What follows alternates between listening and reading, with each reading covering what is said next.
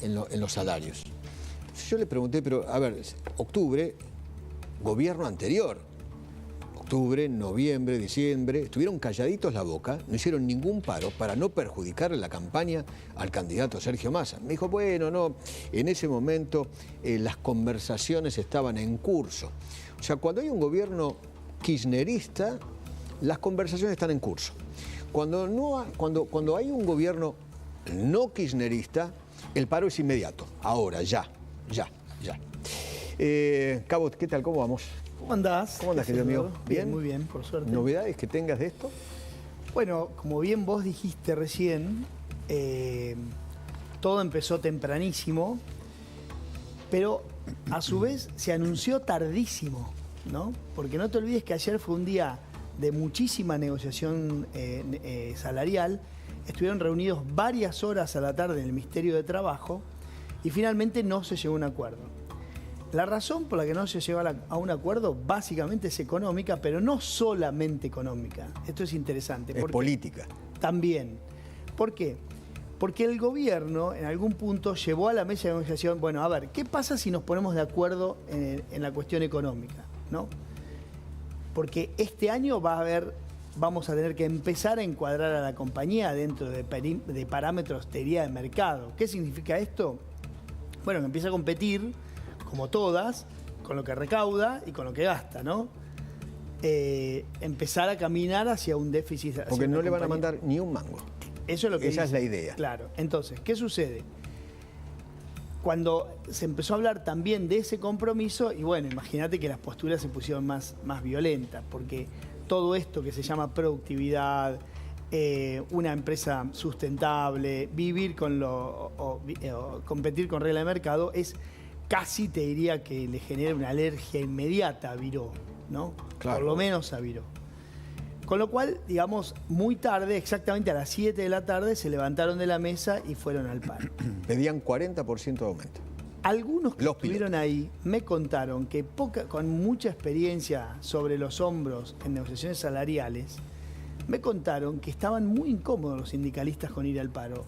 Casi te diría que eran, no solamente por una cuestión económica, sino porque estaban, como te diría, deseosos de no ir al paro, ¿no? De levantar el paro. ¿Por qué? Porque es el escenario donde se sienten más cómodos, ¿entendés? La negociación por atrás, la conciliación obligatoria y tener esos famosos 15 días. Bueno, nada de eso sucedió. Pero me contaban que los sindicalistas que empezaron a amenazar con el paro, pensaron siempre en el histórico paradigma, nos van a poner la conciliación obligatoria, vamos a tener 15 días de negociaciones tranquilas y al día 16 podemos volver a la protesta y ellos ya no pueden pedir más la conciliación obligatoria, ¿no? ¿El interlocutor de ellos era Omar Yassin, por parte de Secretaría de Trabajo? Bueno, había varios, porque fue una reunión larga, fueron varios, hubo gente. No te olvides también que ahí en economía, en aerolíneas ya tenés casi, te diría, que intereses tripartitos, ¿no? Porque está primero la empresa, que es una sociedad anónima y tiene eso su depende directorio, de transporte, y transporte depende del ministro de Economía Caputo. Pero hay una secretaría de empresas públicas que maneja Nicolás Pose, que quedó dentro de la jefatura de gabinete, que también tiene su director en la compañía y a su vez tenía un representante ayer ahí, ¿no? O sea que hay como demasiadas voces, no está solamente la voz de la compañía. Pero es cierto que llegaron a un momento en que casi se ponen de acuerdo y que hubo un llamado de Economía diciendo así no va. Bueno, eso que arreglaron no ahí va.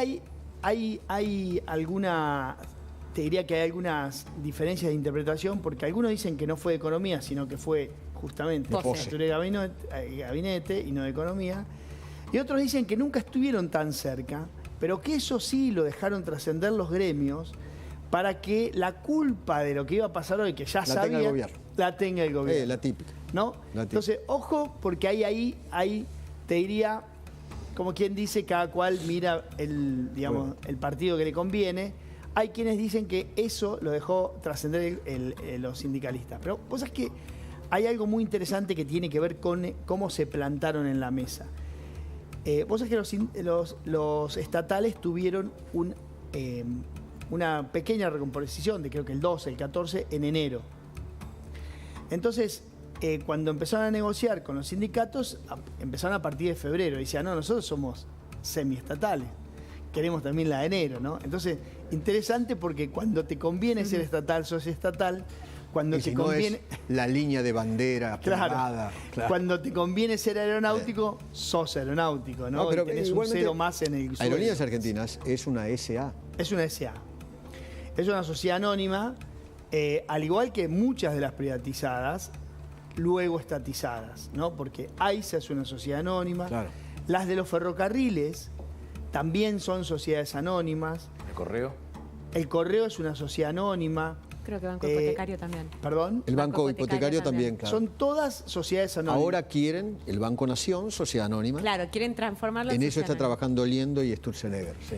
¿Qué sucede con la sociedad anónima, ¿no? Que no es un tema menor? Básicamente tienen diferentes regímenes de control, no digo ni que sean mejores, ni distintos, ni peores, pero tienen diferentes regímenes de control y a su vez tienen un régimen de contratación muchísimo más flexible que si vos vas por licitación, ¿no? Sin duda que cuando vos estás en el mercado, en el mundo comercial, cuando vos sos Estado, pero, digamos, desarrollás actividades comerciales, por ejemplo AISA, por ejemplo Aerolíneas. YPF, me olvidé de YPF. Bueno, YPF también es sociedad anónima. Sí. Obviamente, Es la insignia, ¿no? Claro, no te olvides que en YPF lo que se expropia en su momento, en realidad, digamos, se estatiza, es un porcentaje de acciones de la sociedad anónima, La que te mayoría la daban tiene el el Estado. control. Claro. Pero digo, cuando estás en el mercado, si vos sos una empresa estatal y tenés que ir por la ley de contratación del Estado para comprar cualquier cosa, obviamente vas a ser más lento, más... Entonces, digo, no está mal que se use la sociedad anónima, lo que pasa es que se abusa de la sociedad anónima básicamente en el mundo de las contrataciones, ¿no? Porque no pasan por la ley, no pasan por todo el esquema de control y de publicidad que tienen las contrataciones del Estado. Claro. ¿Y quiénes son los responsables de haber dejado tantos miles de personas hoy sin poder volar, como vemos ahí? Bueno, ahí tenés tres caras, son tres sindicalistas. Pablo Viró es el que está a la izquierda. El que está a la izquierda. Lo llaman el dueño de los cielos. Exacto. El señor de los cielos. Bueno, ¿por qué? Porque los pilotos tienen una enorme capacidad de impedir el mercado, digamos, claro, el normal de ese movimiento, ¿no? Paran. Y si no hay piloto, el avión no vuela. Lo que tenés cuando paran los pilotos es que los vuelos internacionales funcionan. Cuando paran los pilotos y el servicio de rampa, que es APA, que es intercargo, que hay que decirlo, hay que acordarse, es un monopolio, ¿no? Las empresas no se pueden prestar su propio servicio. ¿Eso lo manejaba la Cámpora? Fue una caja de la política bonaerense muchos años, te diría desde la época de Duhalde. Claro. ¿Y cómo salió American Airlines y Flybondi teniendo sus propios servicios de rampa? Bueno, Flybondi entró por una ventana en un momento de la época de Dietrich y American Airlines, básicamente porque decidió tomar gente y prestarse su propio servicio. Okay. ¿Qué sucede? Vos te los podrías prestar si sos una compañía, pero te lo tenés que prestar en todo el país. No es que decís, bueno, yo en Buenos Aires me lo presto, claro, y en Corrientes te contrato. No, eso no se puede hacer, okay, ¿no? Y eso es básicamente una regulación para defender el monopolio, ¿no? Entonces vos tenés que... Las compañías en general no se dedican a eso, la gran mayoría de las compañías no se dedican, digamos. Solamente vuelan y llegan y a estación, ¿viste? Paran el avión y vos viste lo que es, que todo el mundo los autitos y demás. Bueno, todo eso es el mundo intercargo, que es el otro que se plegó, y el tercero es Llanos. Este hombre es Fernández de apellido, y el tercero es Llanos, que es un sindicato que tiene que no es tan masivo, pero es que es importante, que es el personal superior de Aerolíneas Argentinas. Hay que decirlo que hay otros sindicatos importantes que en los últimos que se solieron mover todos en tándem, que no apoyaron la Los medida. aeronáuticos son 7. Son 7. No apoyó, de los más importantes que no apoyaron está el de las azafatas, ¿no? Que es el histórico de Alicia Castro, ¿te acordás? El de las valijas. El de las valijas y el de los mecánicos, claro, que es el de Sirieli. Esos no apoyaron la medida. Hay señaleros también. Hay un gremio de señaleros. Esos no apoyaron, ¿no? Pero, ¿qué sucede? Con los pilotos intercargo, fin de la actividad en el mundo aerocomercial, solamente Flybondi, que puede operar porque tiene su gente solamente porque le contrata algo a American Airlines en Ezeiza, y American Airlines que se autopresta el servicio, ¿no? Después en todo el interior, lo único que hay es intercargo, no funciona intercargo, fin de la actividad. Dentro de poco... sí, perdón. No, los vuelos que hoy llegaban de Europa, ¿fueron desviados a dónde? No, en general, directamente no salieron. Claro, no salieron. O sea, de acuerdo al horario de llegada no sale. Claro, pues el horario de llegada, como no vas a tener servicios en el destino, directamente en el origen no sale. No partís. Claro. Y lo que hacen algunas líneas, en lugar de salir hoy antes de las 24, sale mañana a la 1 de la madrugada. Claro. Tenés algunas... los horarios de salida. Hay algunas líneas, depende de la cantidad que tengas de aviones de BAC y demás, ¿no? Y algunos destinos que se normalizan relativamente rápido. Pero hay otras, claro, que empezás a tener problemas con los pasajeros que no transportaste, porque los tenés que colocar en otros vuelos. No te olvides que en general un miércoles teóricamente tenés los aviones un poco más vacíos, debiera ser que el fin de semana, entonces vos ya cuando tenés que buscar un lugar de acá al fin de semana, capaz que no encontrás, hay quienes ya les hablaban de vuelos al menos para la semana que viene, y hay algunas aerolíneas que dijeron, mirá, hay lugar en marzo, a mediados de marzo, ¿no? Pero ahí se te superpone después con Semana Santa, entonces estás corriendo todo el tiempo en un momento del año bastante complicado. Empezás a correr en el momento del año complicado. El momento del año es clave para la decisión del gobierno, ¿no? Eso ayer lo hablábamos, vos te escuché también, la decisión de dejar correr el conflicto y solamente ir a la conciliación migratoria cuando realmente valga la pena hacerlo. Claro, porque tenemos cerca de Semana Santa. Entonces ahí para la gente se le va a complicar mucho. No sé, trenes, colectivos, aviones. La gente sale de turismo, ¿no? Y estos gremios quieren hacer justamente eso, terrorismo o guerra de guerrillas, ¿no? Bueno, hay algunas medidas... Para complicar al gobierno, ¿no? Hay algunas medidas que suelen hacer, a Macri, en la administración Macri lo hacían todo el tiempo. Lo vivían extorsionando. Que es el famoso estado de movilización y... Permanente. Entonces, ¿eso qué hace? La ley, ¿no? que regula todas las relaciones laborales establece la posibilidad de hacer asambleas, ¿no? Para informar a los afiliados acerca de los avances o no de una determinada negociación. En la época de Macri se hacía mucho esto que decían, bueno, estado de alerta y movilización y hacemos una asamblea a las 9 de la mañana en el hall de Aeroparque, ¿te acordás? Sí, me acuerdo perfectamente. Bueno, entonces, claro, hacen, obviamente la ley los ampara y demás, pero lo hacen de 9, por ejemplo, a 10:30 y el o a 11. sorpresivo. Entonces ya te complicaron la operación del día, ¿no? Totalmente. Y eso es posible que suceda, para eso no tenés que llegar al extremo de la huelga, que los expone aún más. Entonces eso es posible que empiece a suceder. Digo es posible porque lo han hecho. Es una herramienta que tiene. Exacto, digamos la movilización y la asamblea permanente, ¿no? La mirada del gobierno es absolutamente inusual con lo que se hacía antes, cuando había una medida de fuerza, por ejemplo, de los pilotos. No es habitual esta jugada. No.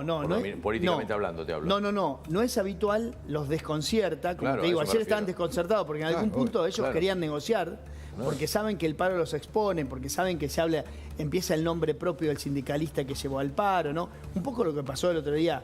Con los trenes. Exactamente. ¿Te acordás que finalmente todo el mundo empezó a ver, ¿quién es el tipo de paro? Tenemos Maturano, 30 años, el Mercedes, el no sé qué, los autos que tiene, bueno, en fin, empezó... entonces los tipos quedan más expuestos, ¿no? Y ayer estaban, digamos, como en un escenario, en un paradigma nuevo, que todavía no manejan, con un gobierno que empieza a controlar de otra manera la negociación salarial y con otra postura respecto a la compañía. Porque, ¿qué sucede? ¿Por qué no había tanto conflicto con el kirchnerismo? No solamente por una cuestión ideológica, sino por la billetera boba. Claro. Totalmente. ¿Entendés? O sea, totalmente. Si negociaba un ministro o un secretario con la plata nuestra en algún punto, ¿no? O con la plata del fisco. Claro. Con lo cual la billetera era boba. Cada año Aerolíneas tenía un déficit del orden de los $600 millones. Mirá, yo te voy a decir algo, para que más o menos un dato que me acercó un consultor del área hoy, con datos estimados al año pasado, porque hay un balance que está relativamente consolidado de aerolíneas cuando emiten una deuda y demás a mediados de año, con lo cual ahí tenés un balance a mitad de año. Si vos más o menos hacer una cuenta, empezás a hacer como una cuenta por 2 de eso, te da que el costo promedio de cada empleado de aerolíneas pasó el año pasado más o menos en 2022 pasó más o menos de $57.000 por cada uno por año de los 11.000 empleados a más o menos 60 y pico mil dólares, $64.000 el año pasado, más o menos, de acuerdo al tipo de cambio contable, que es el que se pone en los balances, ¿no? Ese es el costo promedio de cada empleado. Impresionante. Hay quienes ganan mucho más y otros que tienen un sueldo de mercado, ¿no? Querido Diego, gracias por venir, ¿eh? No, por